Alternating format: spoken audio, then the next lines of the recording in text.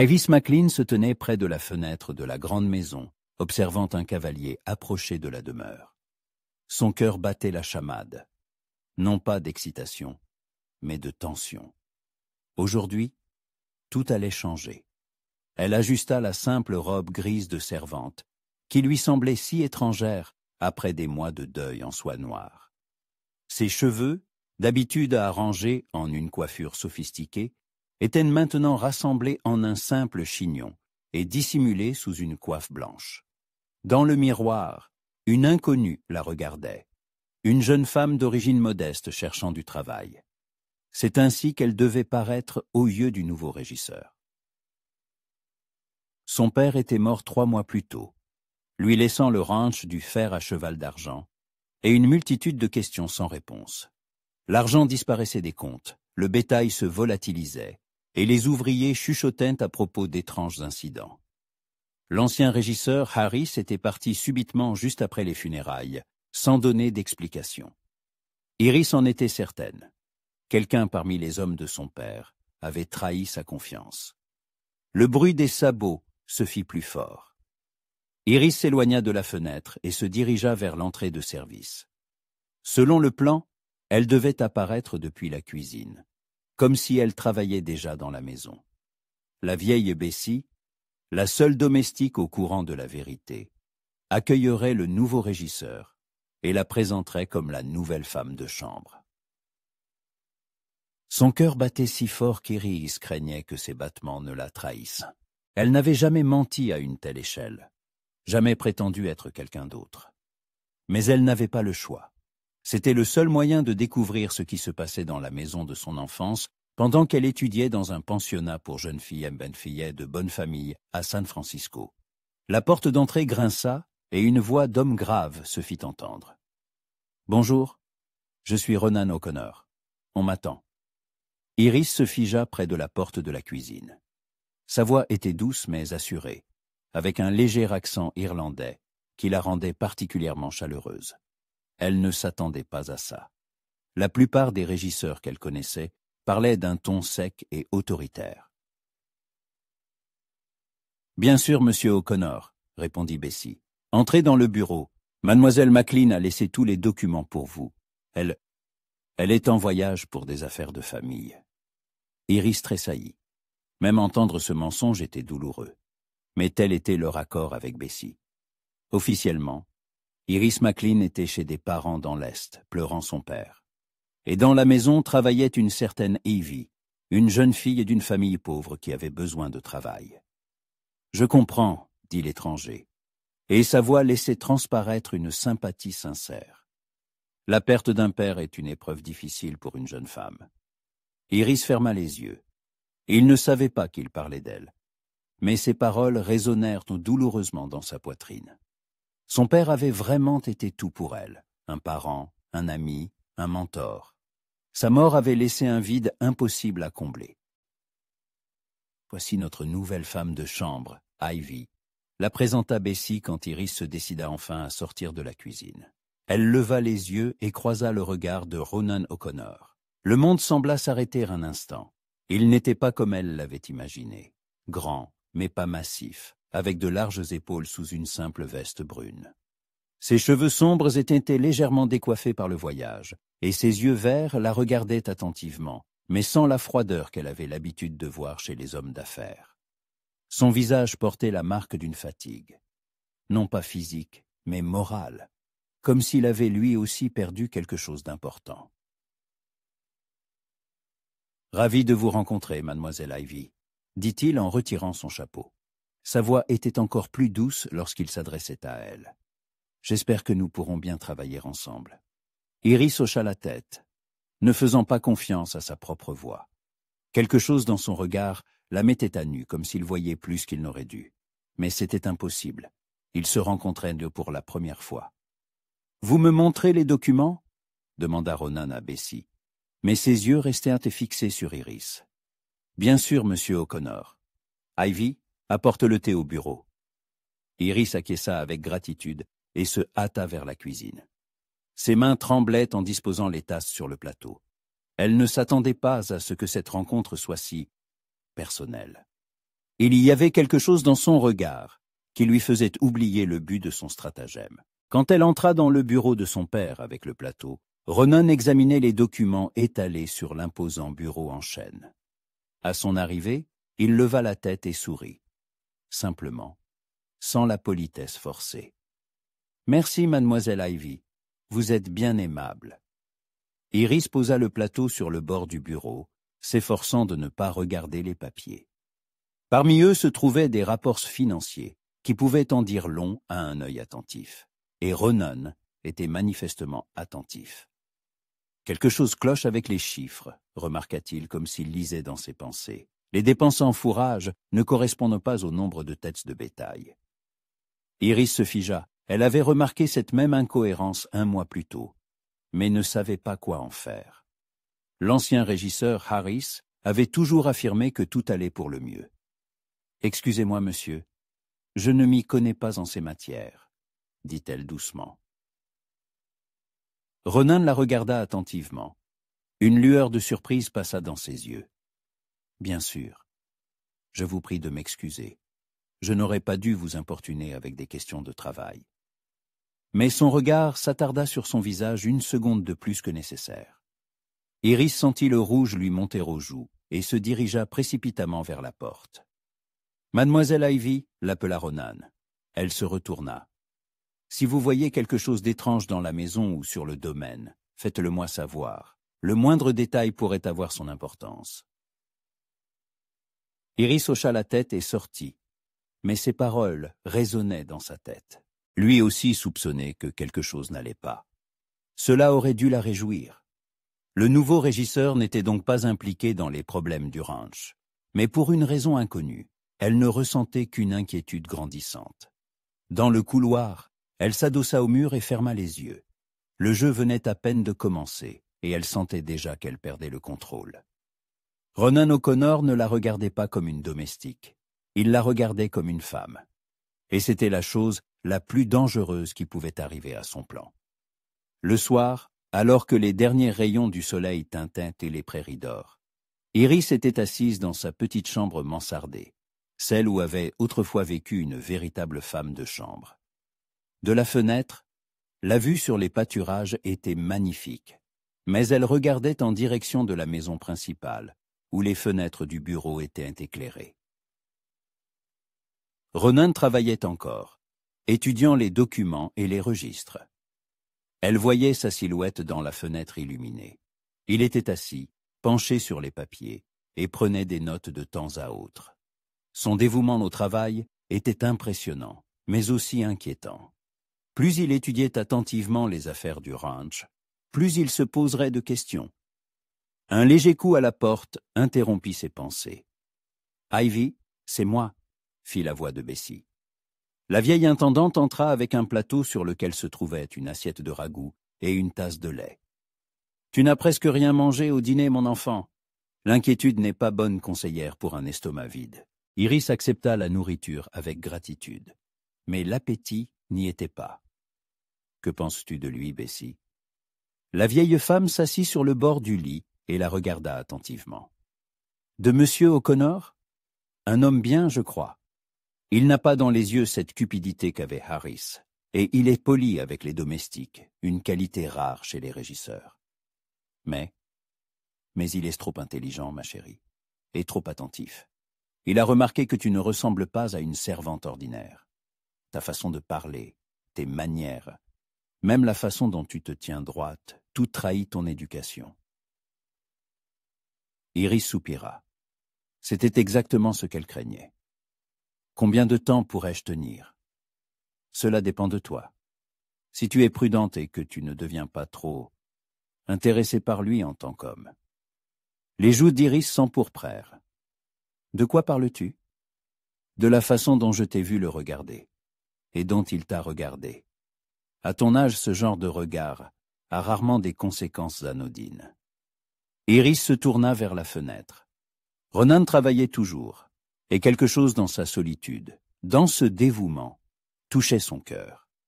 Mais Bessie avait raison. Tout sentiment était un luxe qu'elle ne pouvait pas se permettre en ce moment. « Je trouverai celui qui a volé mon père. dit-elle doucement. Et ensuite, tout rentrera dans l'ordre. Mais même en prononçant ces mots, elle n'était pas sûre que ce serait si simple.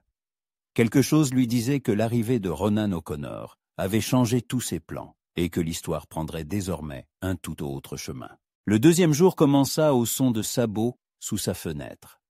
Elle regarda et vit Ronan qui scellait un étalon bail près de l'écurie. L'aube se levait à peine, colorant le ciel de teintes rosées, mais le nouveau régisseur était déjà prêt à travailler. Elle s'habilla rapidement d'une simple robe brune et descendit à la cuisine, où Bessie s'affairait déjà près du poêle. « Monsieur O'Connor a demandé un petit déjeuner à emporter, » dit la vieille femme, sans lever la tête. « Il veut faire le tour de tout le ranch aujourd'hui. Apporte-lui le panier. » Iris prit le panier en osier contenant des sandwichs enveloppés dans un tissu, des pommes et une gourde de café. Ses mains tremblaient légèrement. Elle n'était toujours pas habituée à ce rôle. Ronan vérifiait les sangles quand elle s'approcha. À sa vue, il se redressa et lui adressa le même sourire chaleureux que la veille. « Bonjour, mademoiselle Ivy, merci pour le petit déjeuner. Vous vous levez très tôt. »« Le travail n'attend pas, monsieur ?» répondit-elle en lui tendant le panier. Leurs doigts se frôlèrent lorsqu'il le prit, et Iris sentit une chaleur inattendue à ce contact fortuit. Ronan sembla le remarquer aussi. Son regard s'attarda un instant sur son visage. « Vous connaissez bien le ranch ?»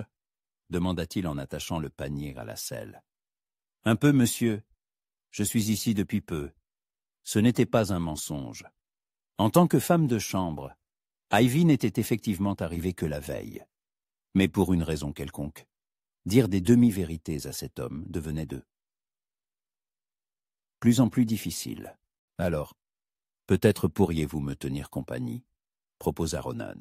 « J'ai beaucoup de questions sur le fonctionnement des choses ici, et vous pourriez me montrer le domaine. » Iris fut décontenancée. D'un côté, c'était une excellente occasion de savoir ce qu'il pensait de l'état du ranch. De l'autre, passer une journée entière à ses côtés semblait extrêmement dangereux pour son déguisement. « Je ne sais pas monter à cheval, monsieur, » mentit-elle. Ronan haussa les sourcils, surpris. « Vraiment ? C'est inhabituel pour une jeune femme qui a grandi dans la région. » Iris comprit qu'elle avait commis une erreur. Toute jeune fille née et élevée au Texas savait se tenir en selle depuis l'enfance. C'était aussi naturel que de marcher ou de respirer. « Je suis née en ville, » ajouta-t-elle rapidement. « Ma famille n'avait pas de chevaux. » Ronan hocha la tête, mais quelque chose dans son regard changea. Il devint plus attentif, scrutateur. Sous ce regard, Iris sentit ses joues s'enflammer. « Dans ce cas, peut-être pourriez-vous me montrer l'intérieur de la maison, » dit-il doucement. « J'ai besoin de comprendre comment tout est organisé ici. Et par la même occasion, vous me raconterez ce que vous savez des propriétaires. » Iris acquiesça sans oser parler. Lui montrer sa propre maison en se faisant passer pour une étrangère était presque insupportable. Mais elle n'avait pas le choix. Ils entrèrent par la porte principale, et Iris le guida à travers les pièces familières de son enfance. Le salon avec ses fauteuils en cuir massif et sa cheminée en pierre locale. La salle à manger avec sa longue table en chêne, où elle avait dîné avec son père toute sa vie.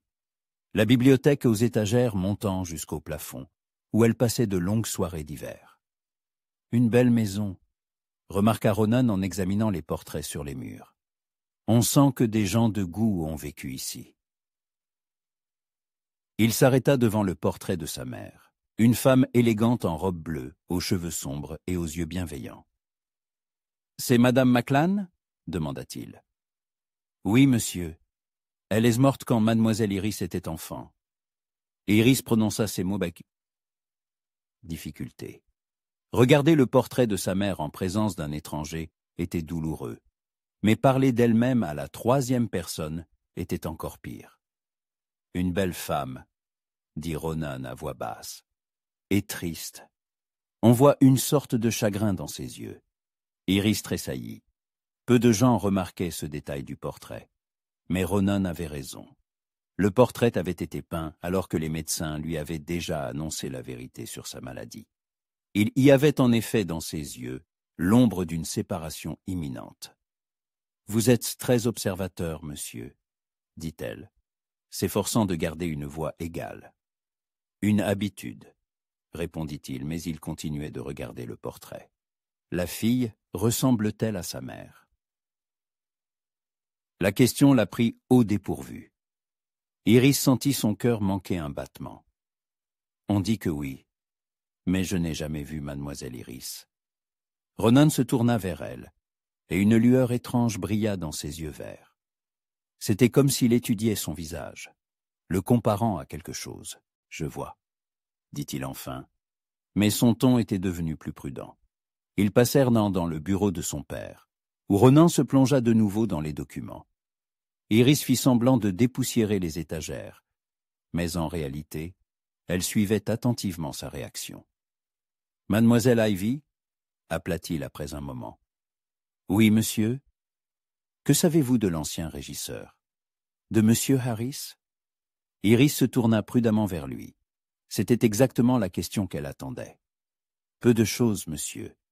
Bessie disait qu'il travaillait ici depuis de nombreuses années. Monsieur McLean lui faisait entièrement confiance. Et pourquoi est-il parti si soudainement? Je ne sais pas, monsieur. Peut-être que la mort du propriétaire l'a bouleversé. Ils étaient des amis proches. Ronan hocha la tête, mais son visage resta pensif. C'est étrange. D'après les documents, il y a eu de sérieux problèmes financiers ces derniers mois. Du bétail vendu à un prix inférieur à celui du marché, du fourrage acheté à des fournisseurs, qui facturaient 1,5 fois le prix normal, comme si quelqu'un ruinait délibérément le ranch. Iris serra le chiffon dans ses mains. C'était exactement ce qu'elle soupçonnait. Mais entendre la confirmation de ses craintes était douloureux. Peut-être que M. Harris n'était tout simplement pas très doué pour le commerce, suggéra-t-elle prudemment. C'est possible. Mais alors pourquoi n'a-t-il pas demandé l'aide de M. McLean? Ronan leva les yeux de ses papiers et la regarda droit dans les yeux. Ou de sa fille. On dit qu'elle a reçu une bonne éducation. Le cœur d'Iris battait si fort qu'elle crut qu'il allait l'entendre. Je ne sais pas, monsieur. Peut-être ne voulait-il pas déranger la jeune dame en des temps si difficiles. Ou peut-être ne voulait-il pas qu'elle découvre la vérité, dit Ronan à voix basse. Leurs regards se croisèrent, et Iris sentit qu'elle se noyait dans la profondeur de ses yeux verts. Il y avait une telle perspicacité, une telle compréhension, qu'un instant, elle crut qu'il savait qui elle était vraiment. Mais c'était impossible. Ils ne s'étaient rencontrés que la veille. « Je vais vous préparer le déjeuner, monsieur, » dit-elle, s'efforçant de rompre ce lien dangereux entre eux et eux. « Merci, mademoiselle Ivy. Vous êtes très attentionnée. » Alors qu'elle sortait du bureau, Ronan l'appela une dernière fois. « Et encore une chose. Si vous vous souvenez de quoi que ce soit à propos de M. Harris ou si vous remarquez quelque chose d'étrange, dites-le moi. Je sens qu'il y a un mystère à élucider dans cette histoire. » Iris hocha la tête et se hâta vers la cuisine. Là, elle s'adossa au mur et ferma les yeux. Chaque conversation avec Ronan devenait de plus en plus périlleuse. Il posait les bonnes questions, tirait les bonnes conclusions. Et pire que tout, il commençait à lui plaire. Elle ne s'attendait pas à ce que le nouveau régisseur soit si humain. La plupart des hommes de sa position étaient rudes et arrogants.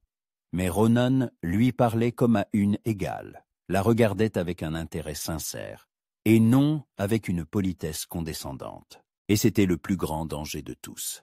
Dans l'après-midi, Ronan partit finalement inspecter le ranch seul. Iris l'observa depuis la fenêtre de la cuisine, le regardant galoper à travers les pâturages, s'arrêter près des enclos, parler aux cow-boys. Même à distance, on voyait que les ouvriers le traitaient avec respect, non par peur, mais parce qu'ils sentaient en lui un homme juste. Un bon cavalier, remarqua Bessie en s'approchant de la fenêtre. Et son cheval lui obéit. Les animaux sentent le caractère mieux que les humains. Que veux-tu dire par là? Qu'il n'est pas du genre à tromper ou à trahir, et que ton déguisement va bientôt devenir un problème. Iris s'éloigna de la fenêtre. Je dois découvrir la vérité sur Harris. Mon père m'a confié le ranch et je ne laisserai personne le dépouiller. Mais à quel prix, mon enfant? Tu joues avec le feu? Cet homme te plaît? et tu lui plais aussi. Et le mensonge est une mauvaise base pour toute relation. » Iris voulut protester, mais les mots restèrent coincés dans sa gorge. Bessie avait raison. À chaque heure passée près de Ronan, il devenait plus difficile de se souvenir qu'elle jouait un rôle. Son doux accent irlandais, son regard attentif, sa façon de lui parler sans condescendance, tout cela lui allait droit au cœur. Mais elle ne pouvait pas reculer maintenant. Trop de choses dépendaient de sa capacité à découvrir la vérité sur ce qui était arrivé à l'héritage de son père. Le soir, lorsque Ronan revint de sa tournée, son visage était sombre. Pendant le dîner, il resta silencieux, réfléchissant à quelque chose. Et Iris vit que les nouvelles n'étaient pas bonnes. « Mademoiselle Ivy, dit-il alors qu'elle débarrassait la table, demain je devrais aller en ville. Il y a des questions qui doivent être éclaircies. Quelque chose s'est passé, monsieur. » Ronan hésita comme pour décider s'il devait la mettre au courant de ses affaires. « Les cow-boys m'ont raconté des choses intéressantes. Apparemment, ces derniers mois, le bétail n'a pas été vendu à l'acheteur habituel, et à des prix bien plus bas. De plus, plusieurs chevaux de race ont disparu. Ils auraient été vendus. Mais il n'y a qu'à aucune trace de cela dans les documents. » Iris sentit un froid l'envahir. Ses soupçons se confirmaient donc. Harris cachait bien quelque chose. « Peut-être que ce sont juste des erreurs dans les registres ?» suggéra-t-elle prudemment. « C'est possible. Mais cela fait beaucoup d'erreurs pour un régisseur expérimenté. » Ronan la regarda sérieusement. « Je crains que mademoiselle Iris ne retrouve un domaine en ruine si nous ne tirons pas cette affaire au clair. » Sa voix était empreinte d'une inquiétude sincère pour une femme qu'il n'avait jamais vue. Et cela toucha Iris plus que n'importe quel compliment à son égard. « Vous êtes très dévoué à votre travail, monsieur, » dit-elle doucement. « Je sais ce que c'est que de tout perdre, » répondit Ronan, et une lueur de douleur passa dans ses yeux. « Et je ne veux pas que cela arrive à quelqu'un d'autre. » Iris se figea, une assiette à la main. Il y avait une telle souffrance personnelle dans ses paroles, qu'elle ressentit un désir irrésistible de le consoler, de savoir ce qui l'avait fait tant souffrir. Mais elle n'était qu'une femme de chambre. Elle n'avait pas le droit de poser des questions personnelles. « Bonne nuit, monsieur, » dit-elle en se hâtant vers la porte.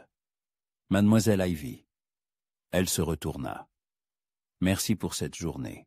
Vous m'avez beaucoup aidé à me sentir chez moi. » Leurs regards se croisèrent, et quelque chose d'impalpable flotta dans l'air. Une chaleur, une compréhension, le début de quelque chose de plus qu'une simple relation entre un maître et une servante. Iris hocha la tête et sortit, mais ses paroles résonnèrent dans sa tête toute la nuit. Elle l'avait aidé à se sentir chez lui, dans la maison qui était en réalité la sienne, avec un homme qui ne savait pas qui elle était. Et chaque jour, ce mensonge devenait de plus en plus insupportable. Le 3e jour commença par une surprise. Iris fut réveillée par le son de voix sous sa fenêtre et, en regardant, elle vit un cavalier inconnu qui parlait avec Ronan près de l'écurie. L'homme portait un costume coûteux et montait un étalon de race. Ce n'était clairement pas un habitant de la région. Elle s'habilla rapidement et descendit, où Bessie préparait déjà le petit déjeuner, avec un air préoccupé. « Qui est-ce que cet homme ?» demanda Iris à voix basse. « Monsieur Clarence Whitmore, de Latty. »« Banque d'Austen ?» répondit la vieille femme sans cesser de pétrir la pâte. « Il est venu pour affaires, et à en juger par le visage de Monsieur O'Connor, ses affaires ne sont pas agréables. » Iris sentit son cœur se serrer d'angoisse. Un banquier ne pouvait venir que pour une seule raison, les dettes du ranch. Elle savait que son père avait contracté un prêt pour acheter un nouveau troupeau, mais elle pensait que tous les paiements étaient effectués à temps. Les voix se rapprochèrent de la maison, et bientôt, les 2 hommes entrèrent par la porte principale. Iris fit semblant d'épousseter dans le couloir, mais écoutait attentivement leur conversation.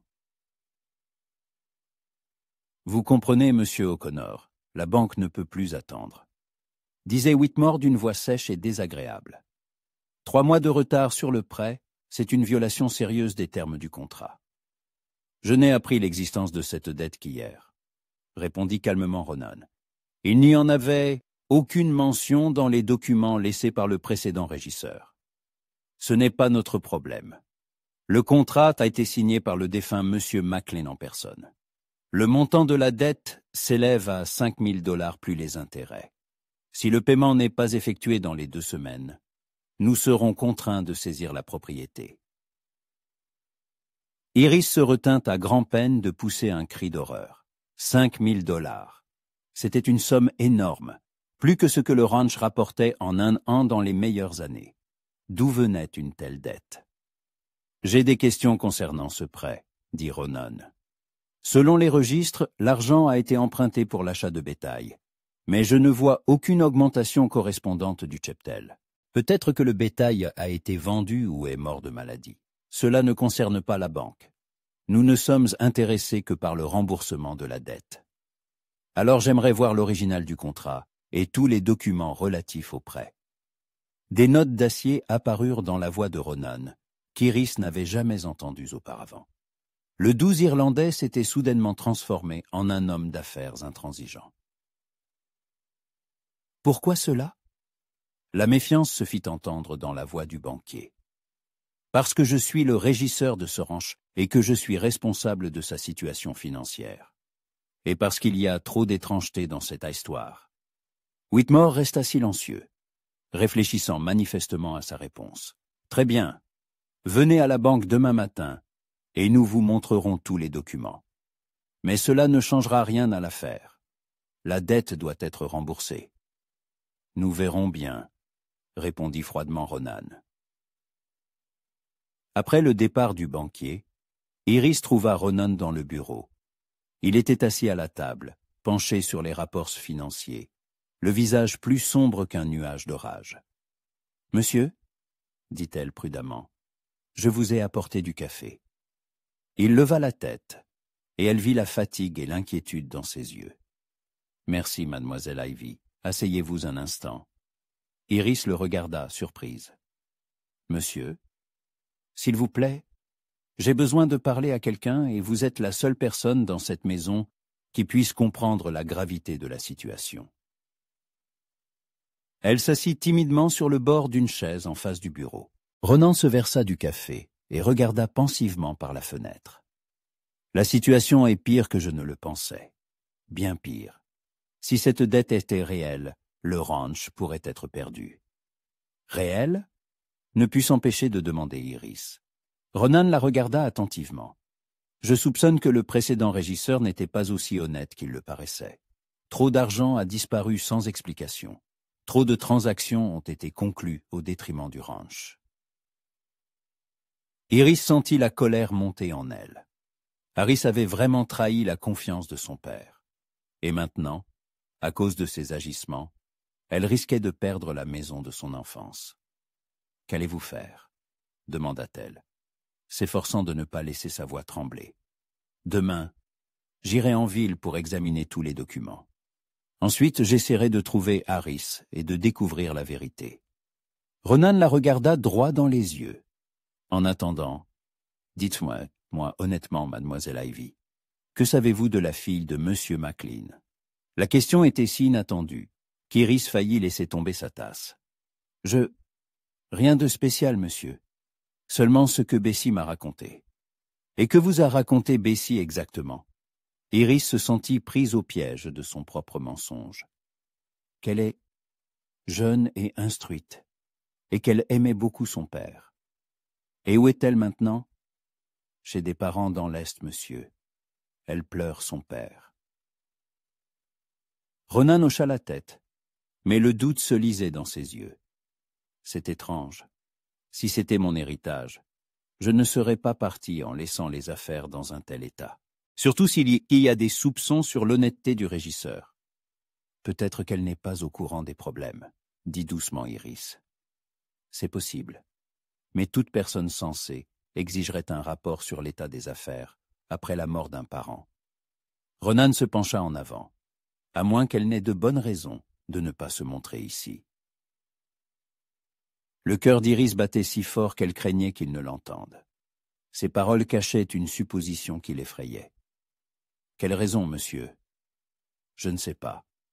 Mais plus je pense à cette situation, plus j'ai de questions. Il se tut, étudiant son visage. Dites-moi, mademoiselle Ivy, depuis combien de temps travaillez-vous ici? Quelques jours, monsieur. Et avant cela? Je travaillais dans une autre maison, à San Antonio. Je vois. Et vous avez des recommandations? Iris sentit le rouge lui monter au visage. Elle n'avait bien sûr pas de recommandations. Elle n'avait pas pensé qu'elles seraient nécessaires. Je les ai perdus en chemin, monsieur.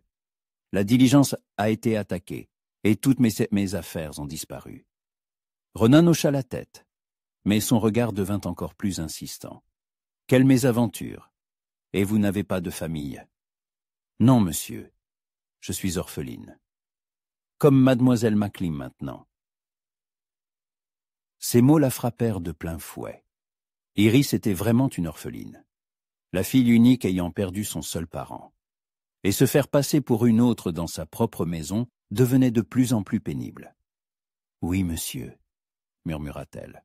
Ronan la regarda longuement en silence, et Iris sentit qu'il voyait plus qu'elle ne voulait le montrer. « Mademoiselle Ivy, dit-il enfin doucement, si vous cachez quelque chose, sachez que je ne suis pas votre ennemi.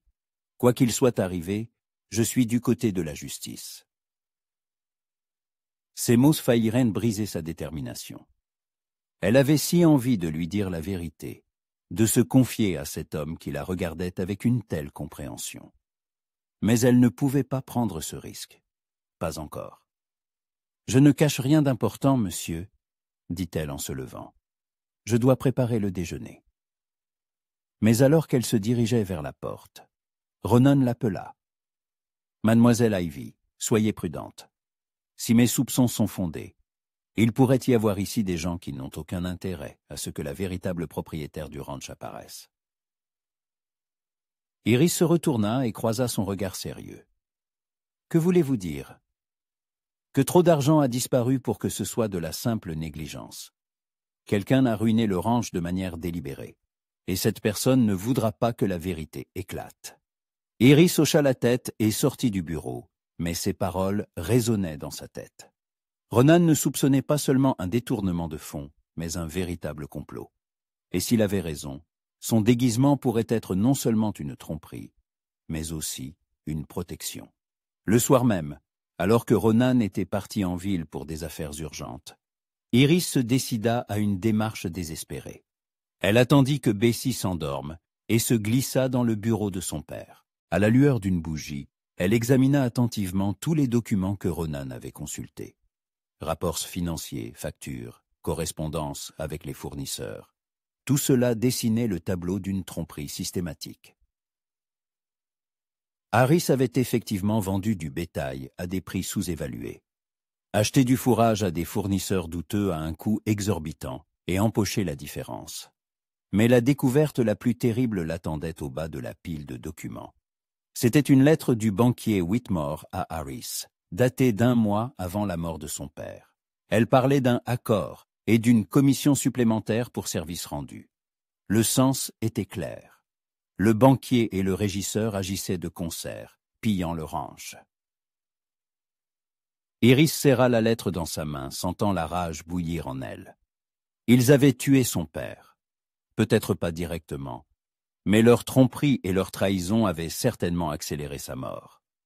Son père était mort en pensant laisser à sa fille un domaine prospère, alors qu'en réalité, il lui laissait des ruines et des dettes. Soudain, elle entendit le bruit de sabots dans la cour. Ronan revenait plus tôt que prévu. Iris rangea rapidement les documents et souffla la bougie. Mais dans l'obscurité, elle trébucha contre le coin du bureau. Quand Ronan entra dans la maison, elle était encore dans le bureau, se tenant le genou meurtri. « Mademoiselle Ivy ?» dit-il surpris en allumant une lampe. « Que faites-vous ici ?» Elle le regarda, désemparée, comprenant qu'il serait très difficile d'expliquer sa présence nocturne dans le bureau. J'ai entendu du bruit et j'ai pensé que quelqu'un essayait de s'introduire dans la maison. J'ai voulu vérifier. Ronan la regarda attentivement, puis jeta un œil à la table où se trouvaient les documents. Et vous avez trouvé quelque chose d'intéressant? Iris sentit son cœur s'arrêter. Il savait, d'une manière ou d'une autre, il avait compris qu'elle avait examiné les papiers. « Je ne sais pas lire, monsieur, » mentit-elle. « Vraiment ?» Ronan s'approcha, et à la lumière de la lampe, son visage paraissait sévère. « Alors expliquez-moi, mademoiselle Ivy, comment une orpheline illettrée d'une famille pauvre a-t-elle appris à se tenir si droite, à parler si correctement et à se mouvoir avec tant de grâce ?»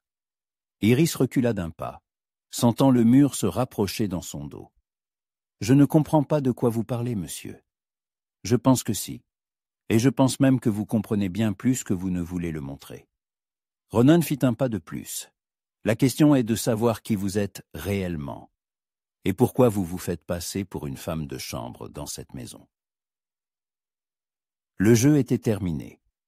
Iris le comprit à son regard, au ton de sa voix, à la façon dont il la regardait. Non pas comme une servante, mais comme une femme qui lui avait menti. « Je... » commença-t-elle, mais sa voix la trahit. « La vérité, mademoiselle Ivy, ou quel que soit votre vrai nom, je vous promets que quoi que vous cachiez, je vous écouterai sans jugement. » Il n'y avait pas de colère dans ses yeux, seulement de la fatigue et une étrange tristesse. Comme s'il était déçu non pas par la tromperie, mais par le fait qu'elle ne lui ait pas fait confiance plus tôt. Et cela brisa définitivement sa résolution de se taire. « Je m'appelle Iris McLean, » dit-elle doucement, en baissant les yeux. « C'est ma maison. » Le silence qui suivit ces mots sembla durer une éternité. Ronan ne bougeait pas, ne parlait pas, et Iris n'osait pas lever les yeux, craignant de voir le mépris ou la colère dans son regard. Finalement, il expira lentement. « Je le savais. » Ces mots la firent brusquement relever la tête. « Quoi ? Je m'en doutais depuis la première minute de notre rencontre, » dit Ronan en s'approchant de la fenêtre. « Trop de détails ne collaient pas. Votre façon de parler, vos manières, la façon dont vous regardiez les portraits dans la maison. Et ce matin, quand le banquier parlait des dettes, je n'ai pas vu dans vos yeux la curiosité d'une servante, mais le désespoir d'une propriétaire. » Iris sentit ses joues brûler de honte. « Pourquoi n'avez-vous rien dit ?» Ronan se tourna vers elle, et à la lumière de la lampe, son visage paraissait fatigué et triste. Parce que si une femme intelligente et instruite décide de se faire passer pour une servante dans sa propre maison, c'est qu'elle a de bonnes raisons de le faire, et je voulais comprendre lesquelles. « Maintenant vous savez, » dit amèrement Iris, « je soupçonnais Harris de voler mon père, et je voulais trouver des preuves. Et vous en avez trouvé ?» Elle hocha la tête et lui tendit la lettre du banquier. Ils agissaient de concert, Harris et Whitmore. Ils pillaient le ranch et se partageaient les bénéfices. Ronan prit la lettre et la lut attentivement. Son visage s'assombrit de plus en plus. « Maudits salauds, » dit-il à voix basse. « Ils ont tué votre père. Pas directement, mais... Oui, mon père est mort en pensant me laisser un domaine prospère. En réalité, il m'a laissé des ruines et des dettes. » La voix d'Iris tremblait, et elle retenait difficilement ses larmes. Pendant tous ces jours où elle avait joué un rôle, elle ne s'était pas permis de penser à sa perte. Mais maintenant que la vérité était révélée, le chagrin la submergea avec une nouvelle force. « Iris, » dit doucement Ronan, et la façon dont il prononça son vrai nom lui fit manquer un battement. Il s'approcha et posa délicatement une main sur son épaule. « Je suis vraiment désolé. Je comprends à quel point il est difficile de perdre son père et d'apprendre de telles choses. » Son contact était chaleureux et réconfortant, et Iris ressentit un désir irrésistible de se blottir contre sa poitrine, de laisser quelqu'un d'autre porter ce fardeau. Mais elle ne le pouvait pas. Trop de choses avaient changé en quelques minutes. « Et maintenant ?» demanda-t-elle en s'écartant. « Vous allez partir, dire à tout le monde qui je suis ?» Ronan la regarda, surpris. « Pourquoi devrais-je partir ?»« Parce que... » Iris hésita, cherchant ses mots. « Parce que vous avez été engagé pour gérer le ranch d'une riche héritière. pas pour aider une jeune femme ruinée qui vous a menti depuis le premier jour. Iris, répéta-t-il son nom, et il y avait une telle tendresse dans sa voix qu'elle en eut le souffle coupé. Regardez-moi. Elle leva lentement les yeux et croisa son regard. Dans ses yeux verts, il n'y y avait ni colère ni mépris, seulement de la compréhension et autre chose qui faisait battre son cœur plus vite. « Je n'ai pas été engagé par une riche héritière, dit-il doucement. Je suis venu aider la fille de l'homme qui m'a donné une seconde chance dans la vie. Votre père m'a sauvé quand j'étais au fond du gouffre, et j'ai une dette envers lui, et donc envers vous. Que voulez-vous dire ?» Renan se tourna vers la fenêtre, et de profil, son visage paraissait sévère. « Il y a 5 ans, j'ai tout perdu. Ma famille, ma maison, ma terre. Tout ce qui comptait pour moi. Je buvais, je me battais, j'ai failli mourir dans une bagarre. Votre père m'a trouvé dans un saloon de San Antonio, battu et ivre. Au lieu de passer son chemin, il m'a ramené chez lui, m'a soigné, m'a donné du travail. Il a dit que chaque homme méritait une seconde chance. » Iris écoutait, retenant son souffle. Elle se souvenait que son père était parti à San Antonio 5 ans plus tôt et était revenu avec un nouvel ouvrier, un Irlandais calme et silencieux, qui évitait les autres.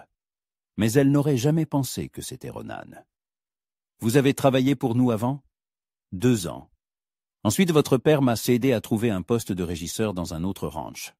Il a dit que j'étais prêt pour plus de responsabilités. » Ronan se tourna vers elle. « Quand j'ai reçu la lettre annonçant sa mort et la proposition de revenir, je ne pouvais pas refuser. C'était une question d'honneur. » Iris sentit tout basculer en elle. Il avait donc connu son père personnellement, travaillé dans cette maison pendant qu'elle était au pensionnat. Et maintenant, il était revenu pour l'aider. « Pourquoi ne me l'avez-vous pas dit ? Et vous m'avez-vous dit qui vous étiez ?» sourit-il doucement. « Nous gardions tous les deux nos secrets, Iris, mais maintenant, il n'y en a plus. » Elle hocha la tête, ressentant un étrange soulagement. Enfin, elle pouvait être elle-même, sans faux semblant, sans mensonge. Que faisons-nous maintenant avec Harris et le banquier? Demain, nous irons en ville et nous leur présenterons les preuves. Cette lettre suffit à ouvrir une enquête pour fraude. Et pendant qu'ils seront en prison, nous nous occuperons des dettes et essaierons de récupérer l'argent volé. « Nous ?» répéta Iris. « Si cela ne vous dérange pas, je suis toujours prêt à être votre régisseur. Mais cette fois, honnêtement, sans secret. » Leurs regards souvent se croisèrent, et Iris sentit que quelque chose d'important se passait entre eux. Toute cette conversation, cette franchise, cette confiance, tout cela avait changé leur relation. Il n'était plus un simple employé, et elle n'était plus une simple propriétaire. Ils étaient devenus des alliés, peut-être même des amis, ou peut-être quelque chose de plus. « Renan ?» dit-elle, prononçant son nom pour la première fois sans le préfixe « Monsieur ». « Merci. Pour tout. Il n'y a pas de quoi me remercier. Nous sommes dans le même bateau maintenant. » Il lui tendit la main et elle la serra. Sa paume était chaude et forte, et le contact dura plus longtemps qu'un simple salut. « Je dois le dire à Bessie, » dit enfin Iris en lâchant sa main. « Bien sûr. Pendant ce temps, je vais examiner le reste des documents. Il faut comprendre toute l'étendue des dégâts. » Iris se dirigea vers la porte, mais s'arrêta sur le seuil. « Ronan ? Oui ? Qu'est-il arrivé à votre famille ? Il y a 5 ans... » Son visage s'assombrit, et elle revit dans ses yeux la même douleur qui y avait brillé plus tôt. « Une épidémie de choléra. Ma femme et ma fille sont mortes en 1 semaine.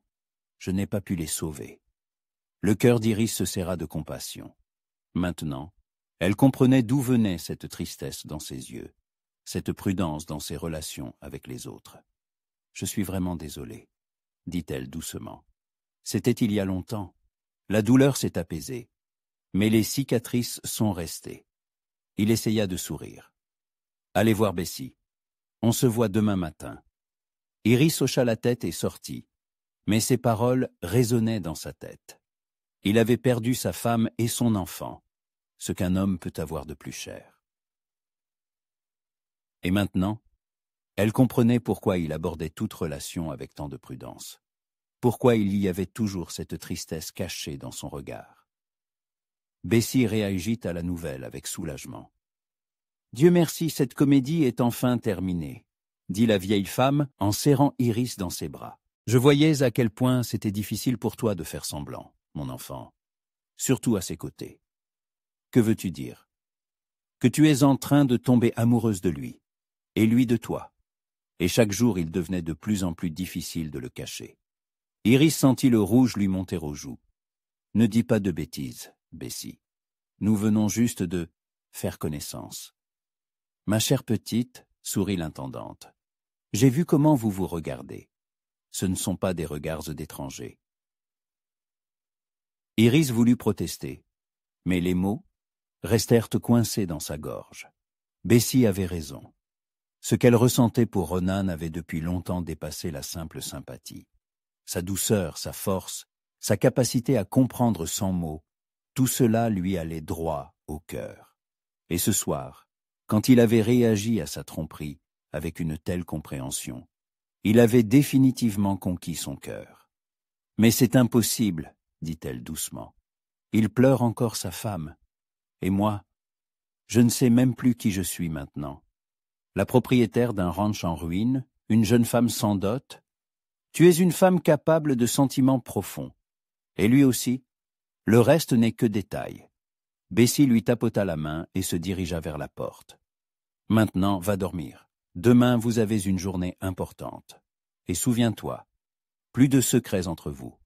L'honnêteté est la base de toute relation. » Restée seule, Iris resta longtemps assise près de la fenêtre, regardant la lumière dans la fenêtre du bureau.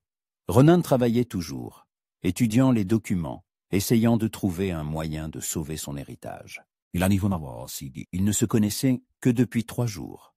Mais pendant ce temps, un lien s'était créé entre eux, un lien inexplicable.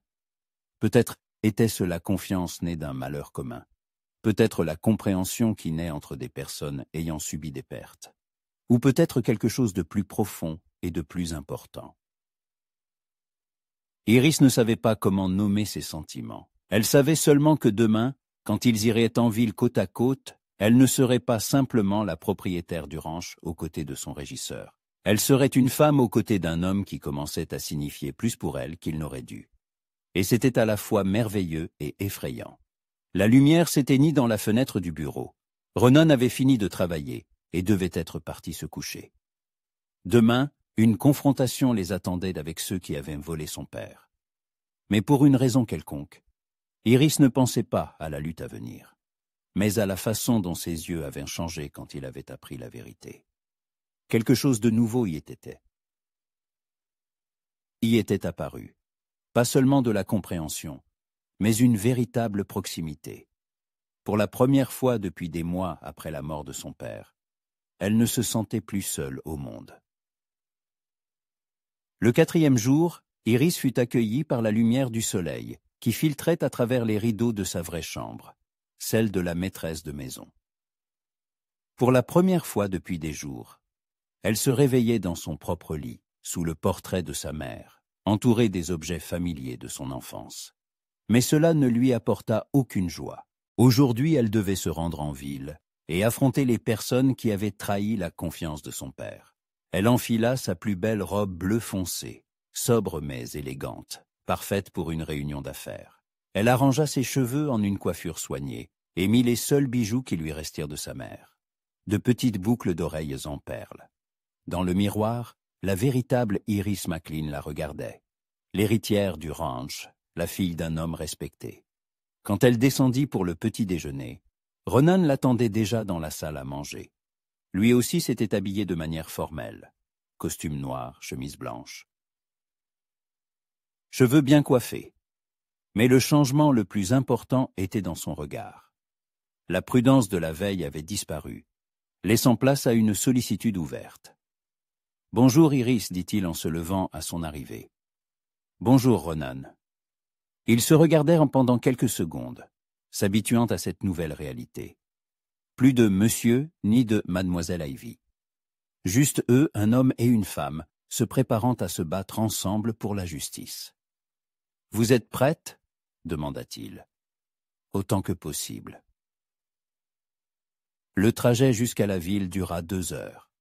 Ils voyageaient dans une calèche légère, et en chemin, Ronan raconta à Iris ce qu'il avait découvert dans les documents la nuit précédente. « Harris a agi très intelligemment, » disait-il en menant les chevaux. « Pas de vols importants qui auraient immédiatement attiré l'attention. Juste de petites sommes ici et là, des prix sous-évalués, des dépenses excessives. En un an, cela a représenté une somme énorme. Et le prêt fictif? C'était leur coup de maître. Harris a convaincu votre père de contracter un prêt, soi-disant pour acheter du bétail de race. L'argent est allé sur le compte de Harris, le bétail n'a jamais été acheté, et la dette était restée sur le ranch. Iris serra les poings. Comment mon père a-t-il pu le croire? Il était si prudent en affaires. Harris travaillait pour lui depuis 20 ans. Votre père lui faisait confiance comme à un frère. Ronan lui jeta un regard compatissant. Parfois, la confiance devient une faiblesse que les scélérats exploitent. Ils arrivèrent en ville, alors que le soleil était déjà haut. Austin les accueillit avec ses rues poussiéreuses, les cris des marchands et les bruits du travail.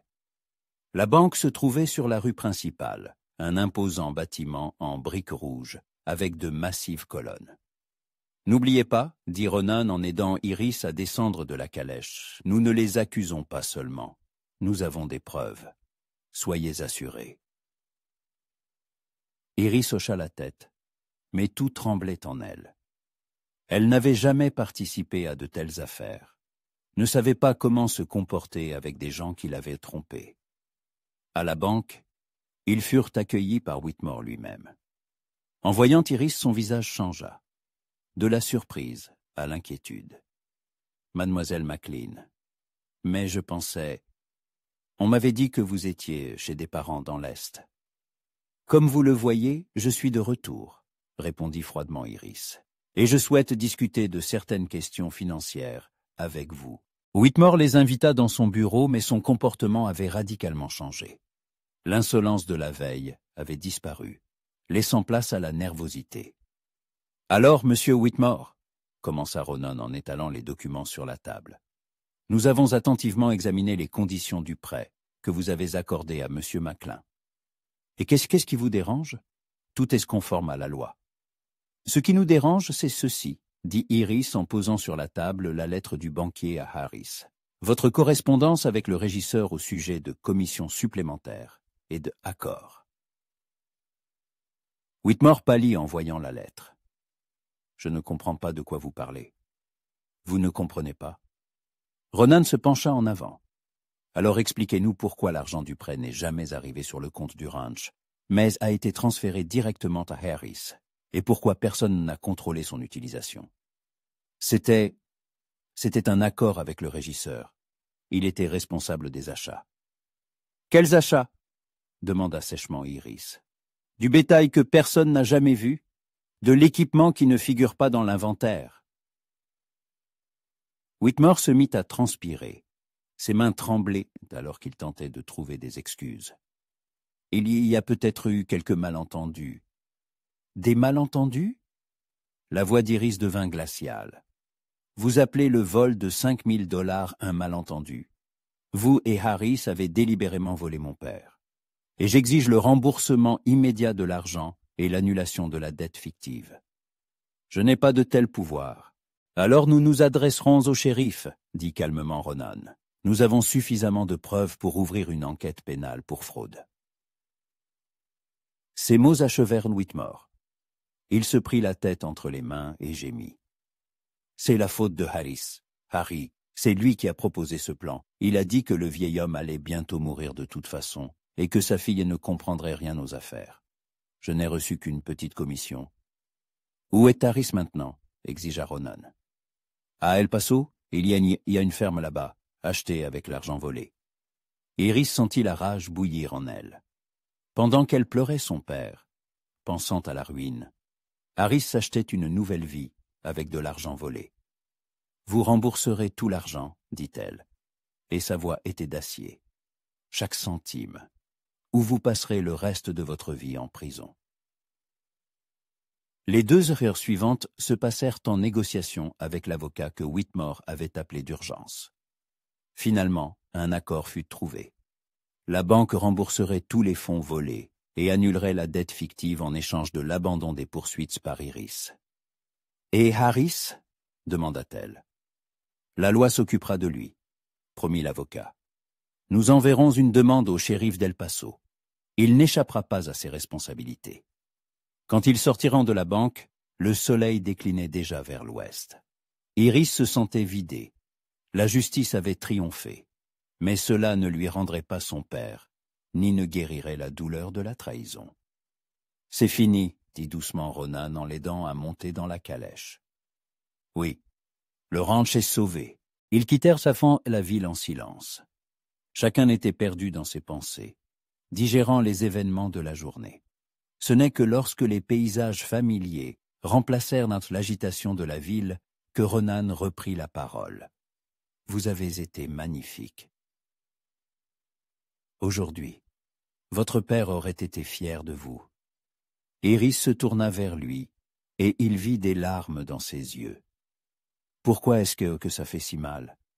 Nous avons gagné, Harris sera puni, l'argent sera rendu. Pourquoi est-ce que je ne ressens qu'un vide ?» Ronan arrêta la calèche sur le bord de la route et se tourna complètement vers elle. « Parce que la justice ne guérit pas les blessures de l'âme. Votre père est mort en pensant avoir été trahi par l'homme qu'il considérait comme un fils, et aucun argent ne changera cela. » Les larmes coulèrent sur les joues d'Iris, et elle n'essaya plus de les retenir. Toute la colère, la douleur, la déception accumulée pendant des mois éclatèrent. « Il me manque tellement, Ronan, et je suis si en colère. Contre Harris, contre moi-même, contre le monde entier. Pourquoi les bonnes personnes souffrent-elles alors que les scélérats prospèrent ?» Ronan toucha doucement sa main. « Je ne sais pas. Je me suis posé la même question pendant des années en enterrant ma femme et ma fille. Pourquoi elle et pas moi? Pourquoi la maladie a-t-elle emporté des innocentes et m'a-t-elle laissé? Et qu'est-ce qui vous a aidé à trouver la réponse? Le temps et la compréhension que nous ne pouvons pas changer le passé, mais que nous pouvons influencer l'avenir. Votre père est parti, mais son œuvre continue. Le ranch prospérera, les gens travailleront, la vie continuera. Et c'est le plus bel hommage qu'on puisse lui rendre, bien plus que n'importe quelle vengeance. » Iris le regarda à travers ses larmes. Il y avait une telle sagesse dans ses yeux, une telle compréhension de la douleur d'autrui. Il savait de quoi il parlait. Il avait lui-même traversé une perte similaire. « Comment faites-vous » demanda-t-elle doucement. « Quoi ?»« Pour vivre avec cette douleur, chaque jour, chaque minute. Comment ne devenez-vous pas fou ?» Ronan resta longtemps silencieux, regardant le soleil couchant. « Les premières années, j'ai cru que je devenais fou. Je buvais pour oublier. Je me battais pour ressentir autre chose que le vide. Mais ensuite, j'ai compris qu'elle n'aurait pas voulu me voir comme ça. Ma femme, c'était une personne bonne. Ma fille, un ange de lumière. Elle méritait qu'on se souvienne d'elles avec amour, et non avec amertume. »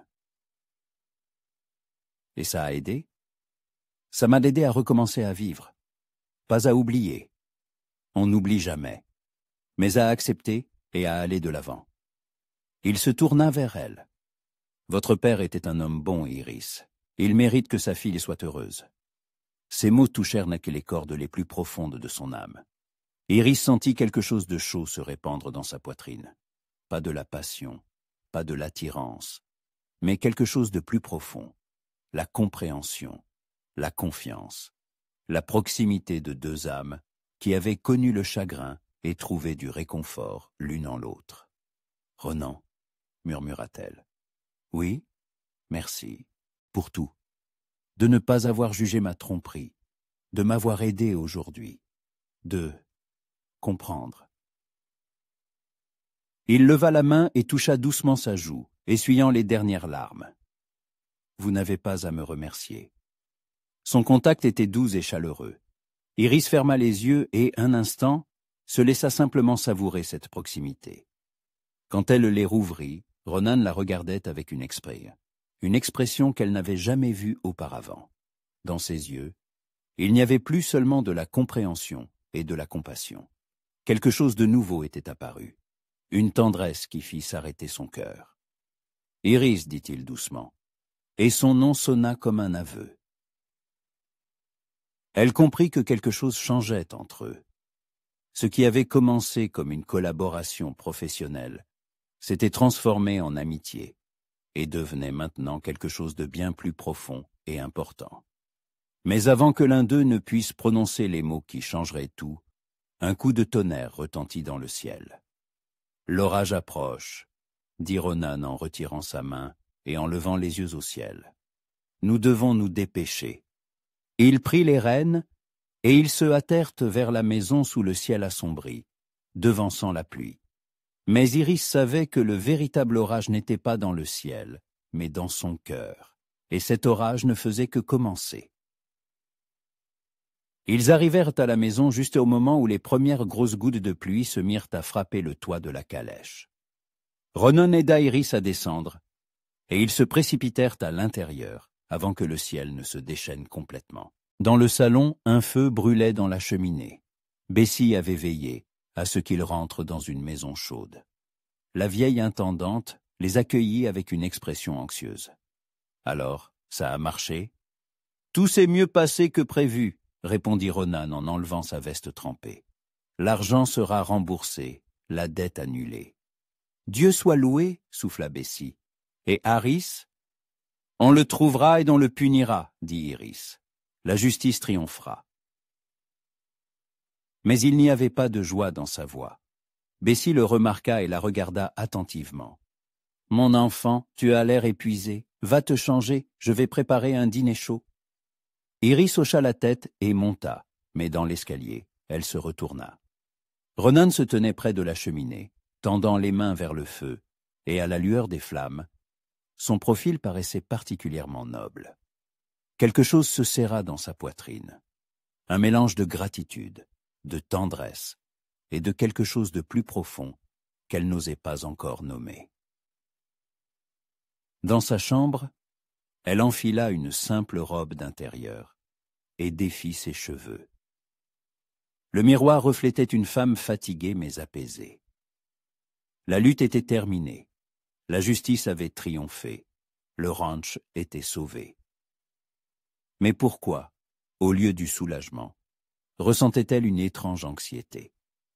La réponse vint d'elle-même, parce que maintenant que tout était réglé, Ronan pouvait partir. Sa mission était accomplie, sa dette d'honneur envers son père était payée. Il n'avait aucune raison de rester. Cette pensée lui causa une douleur inattendue. En quelques jours, il était devenu pour elle bien plus qu'un régisseur ou même un ami. Il était devenu l'homme avec qui elle pouvait être elle-même, en qui elle avait confiance, qui la comprenait sans mots. Quand elle descendit dans la salle à manger, il l'attendait déjà à la table dressée. Bessie avait préparé leur plat préféré, du bœuf en daube avec des légumes, du pain frais, une tarte aux pommes. Mais Iris n'avait pas d'appétit. « Vous êtes silencieuse, » remarqua Ronan en lui servant du vin. « À quoi pensez-vous ?»« À l'avenir, à ce qu'il adviendra du ranch maintenant. Tout ira bien. Vous avez l'argent pour la reconstruction, de bons ouvriers, une terre fertile. Dans un an, vous aurez oublié ces problèmes. Et vous ?» La question lui échappa avant qu'elle n'ait pu y réfléchir. « Quoi, moi? Resterez-vous pour aider à reconstruire le ranch? Ou partirez-vous dès que tout sera réglé ?» Ronan posa lentement son verre et la regarda. Dans ses yeux, elle lut la réponse avant même qu'il ne la prononce. « Iris, je pense qu'il serait peut-être préférable que je vous trouve un autre régisseur, quelqu'un de plus approprié. » « Pourquoi ?» Sa voix tremblait. « Vous ne faites pas bien votre travail. Je ne suis pas satisfaite de vous. Il ne s'agit pas du travail. De quoi s'agit-il alors ?» Ronan se leva de table et s'approcha de la fenêtre, derrière laquelle la tempête faisait rage. Les éclairs illuminaient son visage. le rendant sévère et distant. Il se passe entre nous quelque chose qui ne devrait pas. Vous êtes la propriétaire, je suis un employé. Vous êtes jeune et belle, vous avez toute la vie devant vous. Et moi, je suis un homme avec un passé qui ne me lâchera jamais. Iris se leva et s'approcha de lui. Quelle importance cela a-t-il? Ça en a. Il se tourna vers elle, et il y avait de la douleur dans ses yeux. Je ne peux pas vous donner ce que vous méritez. Je ne peux pas vous promettre un avenir, alors que je vis encore dans le passé. Et si je ne demande pas de promesse? Si ce qu'il y a entre nous maintenant me suffit? Non, dit-il fermement. Vous méritez mieux. Vous méritez un homme qui vous aimera de tout son cœur, et non avec les débris du mien. Les mots la blessaient, mais Iris ne recula pas. Et si j'avais déjà trouvé cet homme? Ronan se figea. Iris. Et si j'étais déjà tombée amoureuse d'un homme qui me regarde comme son égal, qui comprend ma douleur parce qu'il l'a lui-même vécue, qui ne voit pas en moi simplement la propriétaire d'un ranch ou une riche héritière, mais une femme. Ne dites pas ça, murmura-t-il. Pourquoi? Parce que c'est la vérité. Parce que vous ressentez la même chose? Elle fit un pas de plus, et il n'y avait plus que quelques centimètres entre eux. J'ai vu comment vous me regardiez. J'ai entendu comment vous prononciez mon nom. J'ai senti vos contacts. Cela ne peut pas être à sens unique. Ronan ferma les yeux, comme s'il luttait contre lui-même. Même si c'est le cas, cela ne change rien. Je ne peux pas vous offrir un avenir. Je ne demande pas l'avenir. Je demande aujourd'hui, ce moment, cette honnêteté entre nous. Elle leva la main et toucha sa joue. Il tressaillit mais ne s'écarta pas. « Ronan, regardez-moi » Il ouvrit les yeux, et il y avait tant de douleur, de désir et de peur à la fois, qu'elle en eut le souffle coupé. « Vous ne comprenez pas, » dit-il d'une voix rauque. « J'ai tout perdu une fois. Je ne peux pas revivre ça. Et si vous ne perdiez rien? Et si cette fois c'était différent? Et si ce n'est pas le cas? » Iris comprit que les mots étaient impuissants ici. Il avait trop souffert par le passé pour croire en la possibilité d'un nouveau bonheur. Mais parfois, les actes parlent plus que les mots. Elle se mit sur la pointe des pieds et l'embrassa. C'était un baiser doux, prudent, non pas une exigence, mais une prière, une invitation à recommencer, à croire en la possibilité d'un miracle. Une seconde, Ronan ne bougea pas, luttant contre ses démons, puis ses bras l'entourèrent, la rapprochant, et il répondit au baiser avec le désespoir d'un homme qui se noie et s'accroche à un dernier espoir. Quand ils se séparèrent, ils respiraient tous les deux lourdement. Ronan pressa sa tête contre sa poitrine, et Iris entendit son cœur battre à tout rompre. « C'est de la folie », murmura-t-il dans ses cheveux. « Peut-être, mais je suis fatigué d'être raisonnable. Fatigué de planifier chaque pas, de craindre chaque sentiment. Je veux juste vivre. Et si je perds tout à nouveau? » Iris leva la tête et le regarda dans les yeux. « Et si vous ne perdez rien? Et si nous trouvions ce que nous avons cherché toute notre vie? » Dans son regard, la peur et l'espoir se livraient en bataille.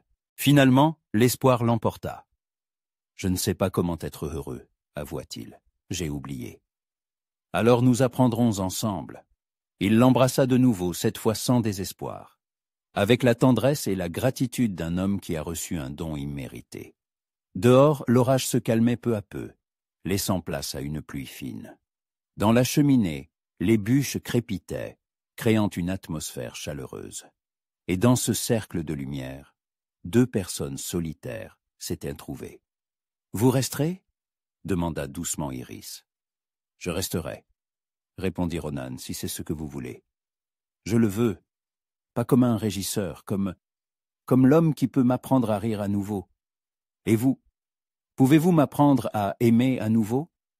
Je ne sais pas, mais ça vaut la peine d'essayer. » Il sourit, pour la première fois depuis des jours, d'un sourire vraiment heureux. Alors essayons.